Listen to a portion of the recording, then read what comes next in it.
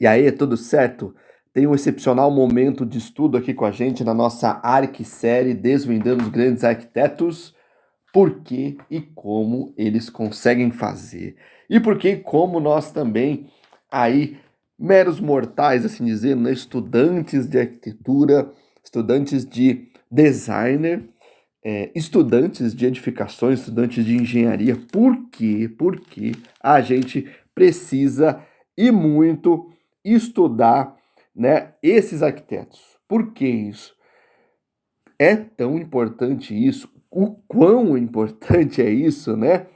Até hoje a gente faz isso, né? Nós aqui na arquitetura, e se você observar, os grandes arquitetos também fazem isso, bebem de alguma fonte.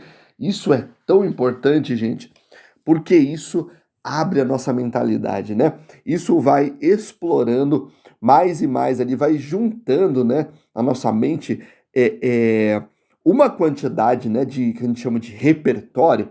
Aqui, como eu sempre falo, né, a gente não entra num repertório arquitetônico, num repertório no sentido de conceito e partido, mas o repertório técnico que é tão importante, né?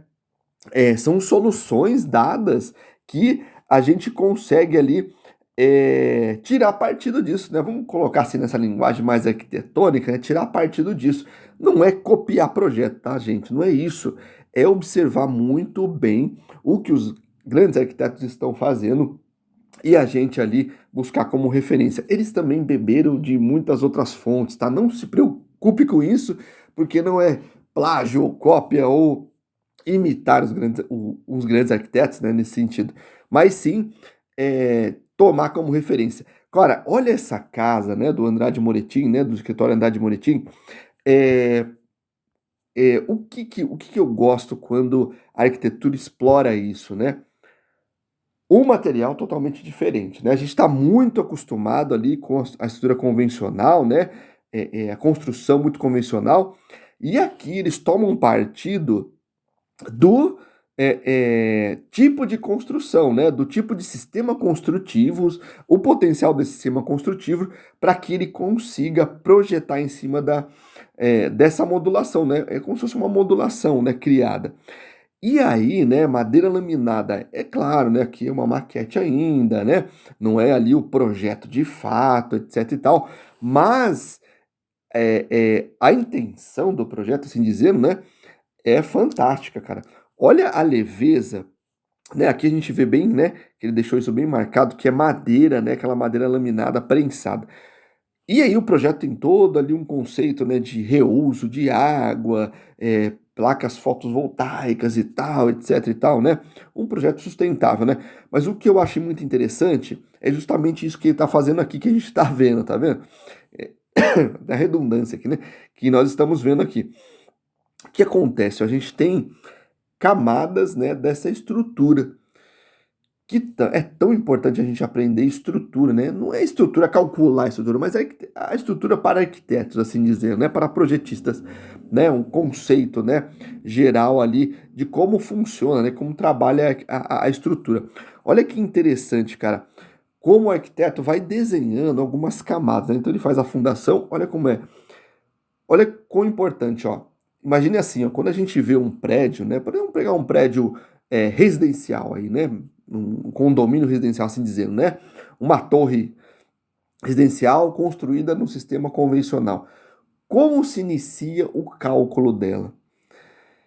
Se inicia lá pela cobertura, né? Por quê? Porque existe uma série ali, né? De elementos que vão influenciar nesse cálculo, né? Como, por exemplo, o que existe nessa cobertura? É uma caixa d'água, só a caixa d'água, né? Essa caixa d'água, existe uma reserva de incêndio nessa caixa d'água, né? É preciso fazer, né, ter, por exemplo, vai ter cobertura ou não, vai ter uma área de lazer ou não, vai ter o que vai ter nessa cobertura, né? Essa reserva de incêndio mais a água potável que vai ser o uso do dia a dia.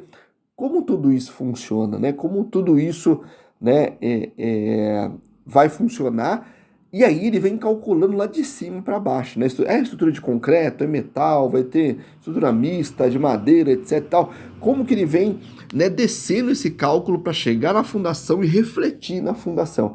Então todo esse peso, né, da edificação, esse peso próprio da edificação, pelo sistema construtivo, né, e pelas cargas que ali vão ter, né, assim dizendo, de uso, da caixa d'água, se vai ter uma cobertura que vai ser usada, quantos apartamentos, quantos, né, em média, as pessoas que vão utilizar o prédio ali, etc e tal. Ele vem calculando e quando chega na fundação é o reflexo da fundação, né? A fundação vai ser o reflexo, né, de tudo isso. E aí, aqui a gente vê muito bem isso, ó. Por quê? Porque a estrutura superior é bem leve, né? E aí ele tem um reflexo na fundação, umas sapatas bem miudinhas, assim dizendo, né? Que a gente está acostumado a ver. Bem pequenas. Claro que deve ter uma broca ali para deixá-la mais fixa no solo, etc e tal. Mas o que é interessante é esse pensamento, né? O reflexo é muito, né? É muito pequeno, né? No solo ali. E aí ainda mais distribuído, né? Em um vão menorzinho, né? Aí melhora mais ainda, né? E também, né? Por que que ele faz isso? Porque isso acaba fazendo com que, por exemplo, ó, se ele diminui esse vão aqui, ó, a peça aqui fica maior. Aí ele teria que fazer uma viga mais robusta. E aí é mais peso. Aí o que acontece? Toda a carga que está no centro aqui, ele vai acabar desviando para as laterais. E aí o que acontece? Reflete aqui, né? Nessa outra área aqui. É uma área onde, né, a gente teria que assim dizendo, reforçar essa fundação, né? Essa fundação e também, ó, essa haste que a gente tem aqui, né? Esse pilarete, assim dizendo, que a gente tem aqui, né? Tá vendo que tem até uma mãozinha francesa aqui e tal, que vai segurar essa viga central aqui, né? Então tem tudo ali um pensamento por trás. E quem pensou isso? O arquiteto. É interessante isso, né?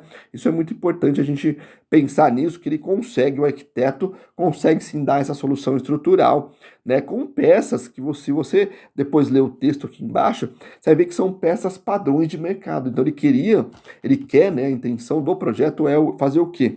Que todas essas peças, né, sejam padrões, e isso é muito fácil, né? De montar e de até adquirir essa peça, porque não algo, né?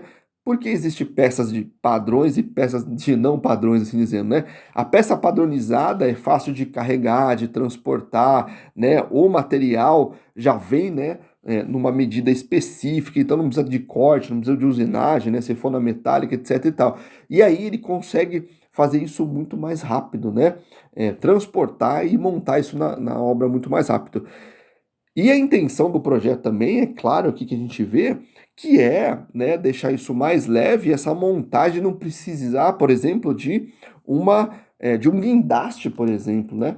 Que isso acaba acarretando um custo na obra, né? E a construção fica mais cara. Sacou?